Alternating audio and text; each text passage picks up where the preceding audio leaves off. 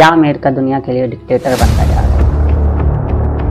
Donald Trump posted that he is the acting president of Venezuela.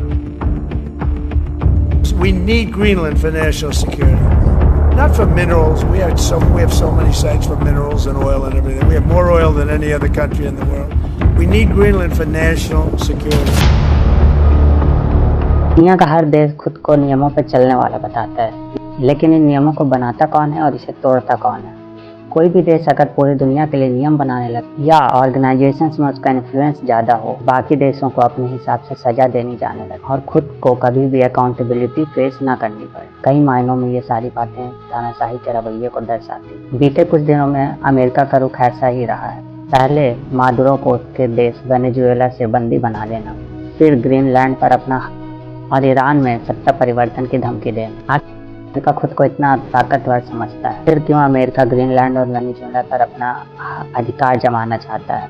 अचानक से America के तेवर बीते कुछ सालों में क्यों इतने कठोर हो गए हैं? आइए समझते हैं। यूएस के पास वर्ल्ड वाइड 750 से भी ज़्यादा मिलिट्री बेसेस है। इसकी वजह से यूएस डायरेक्टली और इनडायरेक्टली ओवरसीज पर हमेशा इंटरवेन करता रहता है। इसके साथ ही साथ नेटो में भी यूएस का अच्छा खासा इन्फ्लुएंस है। इसी वजह से बिना ग्लोबल कन्फ्लिक्ट के यूएस ने इराक में वॉर लॉन्च किया था। तो वर्ल्ड रिजर्व करेंसी में यूएस डॉलर का अच्छा खासा है। आईएमएफ और वर्ल्ड बैंक में भी यूएस अपना कंट्रोल रखा। हाल ही में यूएस के जितने भी एक्शंस रहे उसका एक बड़ा कारण ये है कि अब काफ़ी सारे देश यूएस डॉलर में ट्रेड नहीं करना चाहते। वो अपनी खुद की करेंसी को प्रमोट करना चाहते हैं, उसमें ट्रेड करते। इन्हीं सब वजहों से यूएस ने ईरान और रशिया जैसे देशों में काफ़ी सारे सैंक्शंस लगाए।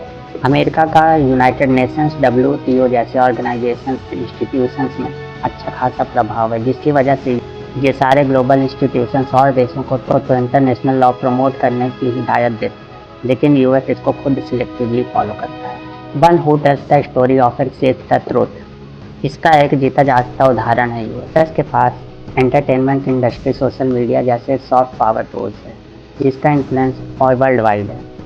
जैसे कि हॉलीवुड, मेटा, गूगल, एक्स, ये सभी यूएस बेस्ड है। और आपने अगर कभी नोटिस किया हो तो global media narratives mostly western centric रहते हैं।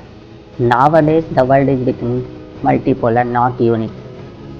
इसी वजह से ये कहना बिल्कुल गलत है कि यूएस एक डिक्टेटर बन गया है, क्योंकि यूएस का इन्फ्लुएंस आज भी रशिया और चाइना जैसी कंट्रीज पर नहीं चलता। ग्लोबल साउथ से यूएस को हमेशा रेजिस्टेंस फेस करना पड़ता है, और तो और इंडिया, चाइना, रशिया जैसे देश भी अब डॉलराइजेशन की ओर बढ़ रहे हैं।